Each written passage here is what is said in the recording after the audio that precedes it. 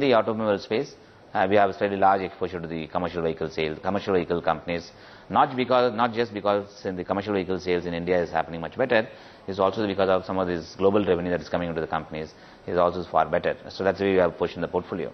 Okay, the next fund is Birla 95. It's a hybrid fund, so there is allocation to debt and equities. Exactly. But PSU banks, purely on the basis of value, do you think they are an attractive opportunity right now? The segment again has to be looked at the way I think how the PSU banks are being managed by various set of the people who are involved actually in the operations.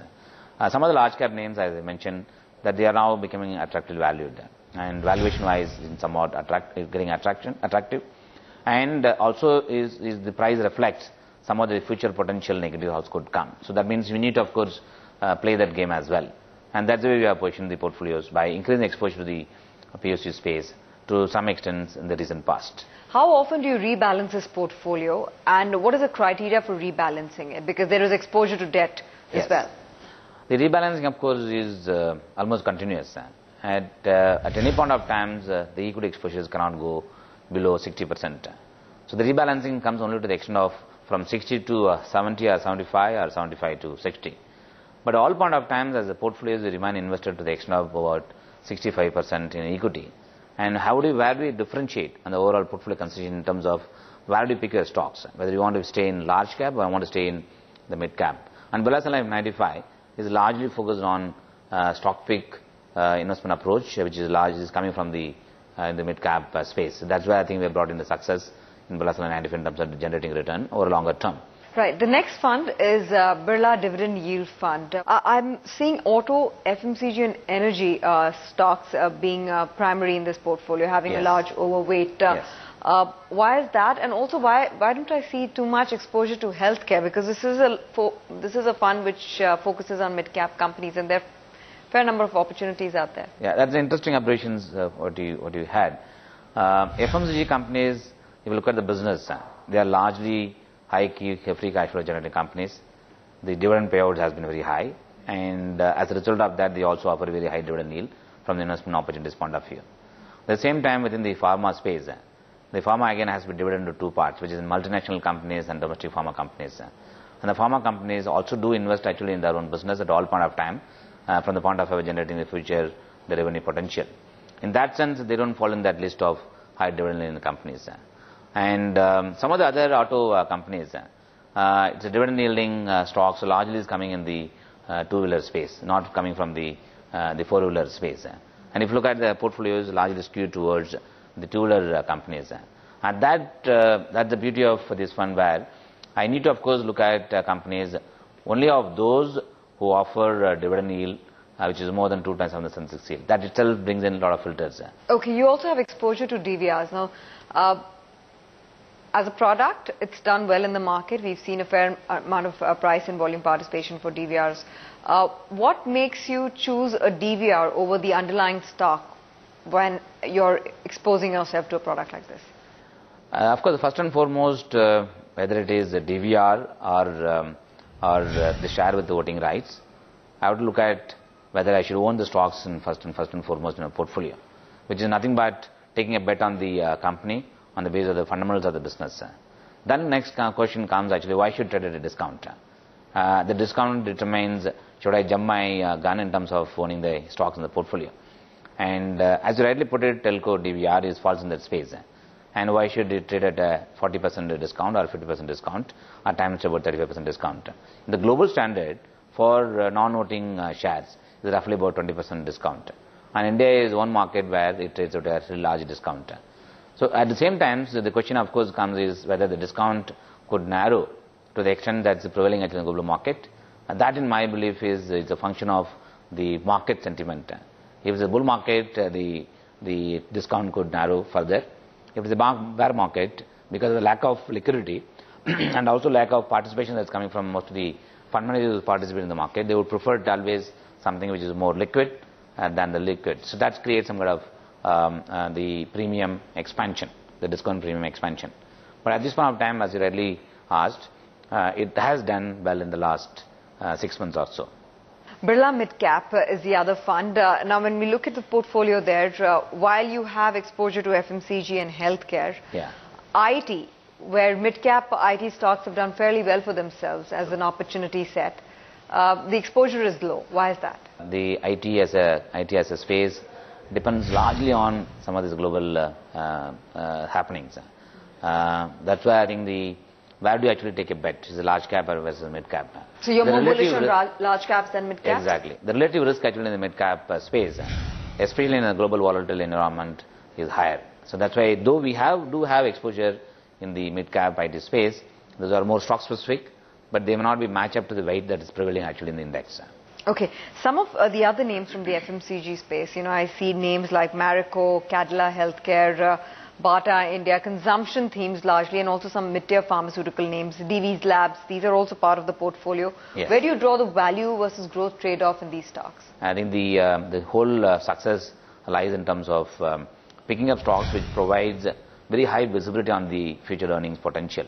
And some of these names what you just took do have such kind of a potential in terms of delivering high growth from the shareholders' perspectives. And that's where they, of course, are figuring in the portfolio. But if I look at that stock's exposures vis-a-vis the sectors, they may even outside the index. And that's why I think we put our bet in terms of identifying stocks which could be probably unique to us, but not part of the index, but can deliver alpha in the portfolio. So has this strategy helped Birla Sun Life beat its peers?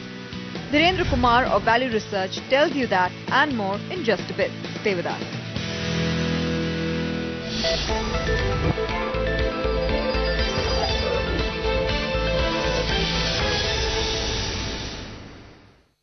Bonjour, bienvenue. This week Brand Equity comes to you straight from the south of France. We're bringing you all the action from the Cannes Lions 2012.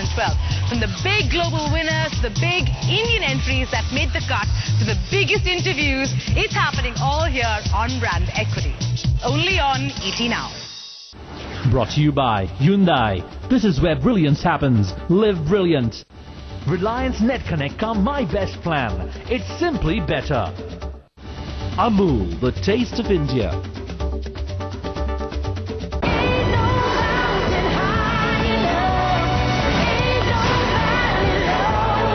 Delivering Manchester United to the world. That's the speed of yellow. DHL Express. Excellence simply delivered. One world, one journey, one name. Binani Cement. For generations to come. Our very own Bombay welcomes Amelia Johnson, the first woman to fly solo from England to Australia. Let's ask the young adventurer about her plane.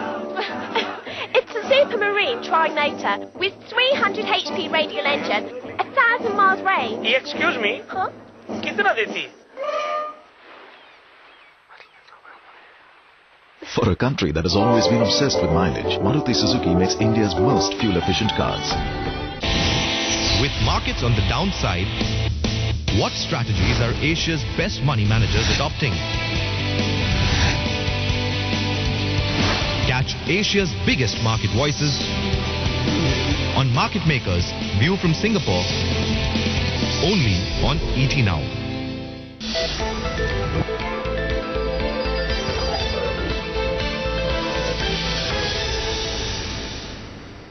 Welcome back to Meet Your Fund Manager. We are discussing the equity schemes of Birla Sun Life Mutual Fund. And joining me on the show right now is Dhirendra Kumar of Value Research to discuss those schemes. Dhirendra, thanks very much for taking out the time. First up, let's discuss Birla's Frontline, which is a large cap come mid cap fund, primarily large cap. What's your view here? Birla Frontline Equity, is anchored to BSE, invest in top 200 stocks by capitalization, normally from the universe of BSE 200. And it has been a superior fund in its category and consistently been so. I think, if one has to, and it has been part of our recommendations over time. Past 3-4 years, this fund has been barely above average. But if we look at the long-term performance, I think it has been able to withstand all the turbulence in the market and has been able to deliver reasonably above average performance in its category consistently over time. So I would say that this is a fairly fairly mainstream fund, can well be a part of anybody's core equity portfolio, and doesn't throw surprises. The next fund is Birla 95. It's a hybrid fund which has exposure to equities as well as debt. What would you advise investors who are looking at taking exposure in a fund like this? Birla Sun Life 95 is a good balanced fund. It has been, and its initial years when it was Alliance 95 was a blockbuster balanced fund, which is not the expectation from a balanced fund. And off late, this fund has maintained a 30% fixed income, 70% equity, and has been able to provide return like equity with far greater stability. So this is the kind of fund which anybody who is investing in mutual fund for the first time and is looking for stability and growth with a single fund and reasonable diversification, it turns out to be a very good choice. It is not the best performing balanced fund, but that is not the reason for choosing. Performance is not the key driver when you are choosing a balanced fund. And Birla Sun Life 95, given its large cap orientation of the equity portfolio, fits the bill. The third fund is Birla Dividend Yield. What is your view on this fund and its performance? Birla Sun Life Dividend Yield Plus is an outstanding dividend yield fund, and a lot of investors actually think that from a dividend yield fund they tend to, you should be expecting far more periodic income by way of dividend, which is a wrong expectation. This fund has actually come to life in the past 4 or 5 years. In difficult times, this fund has kept its head above water. It has built a case for dividend yield fund as a category, and if we visualize that the market is going to be difficult in coming times, it's going to remain volatile, then this fund presents a very compelling case.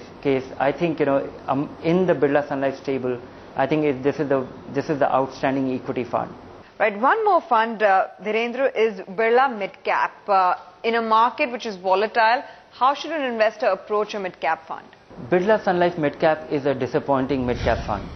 It did assume risk in good times till 2008, and since then it has turned conservative on occasion and on the wrong occasion. So if you look at the portfolio complexion today, it has modest allocation it has avoided small caps altogether. It has a modest allocation to large caps. It remains true to its label, but when it comes to assuming risk at appropriate times, this fund has gone wrong, and that translates into its a below average performance among mid cap fund. So I would say venture-some investors seeking risk and wanting to be seeking compensation for assuming that risk, Birla Sun Life Mid Cap has not built a strong case. Well, thanks for that, Dhirendra. With that, we come to the end of this edition of Meet Your Fund Manager. Do send us your feedback and suggestions. We'll appreciate it. Thanks very much for watching.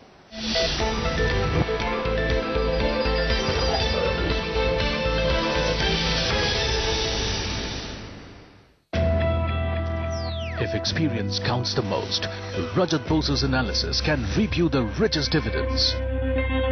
Get the most accurate predictions from the charts veteran on Buy Now, Sell Now, only on ET Now. Relax, Mr. Banker. You're on a vacation. You're right, Mr. It's here. Hi, guys. Hi. There's a big party tonight. Bye. Bye.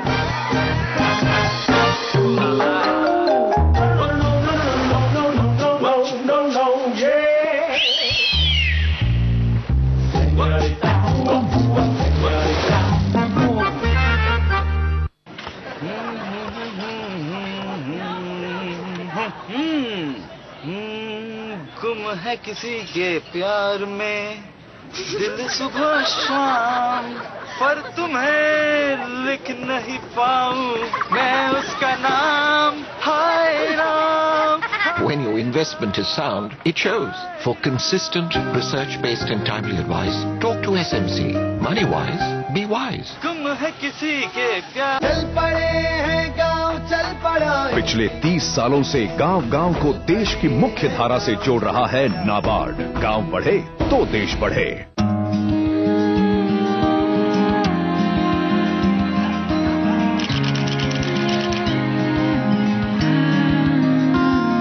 Samsung Galaxy S3, designed for humans. Colgate 360 Surround, designed to be the most advanced toothbrush in the world. His mission is to clean more than just teeth. His Surround clean bristles, wrap around tongue and cheek cleaner, cleans parts of the mouth other toothbrushes can miss. Germs, beware! Germs, here I come. Colgate 360 Surround cleans more than just teeth. India's #1 toothbrush brand recommended by dentists. Listen, I'm going out to transfer some money today.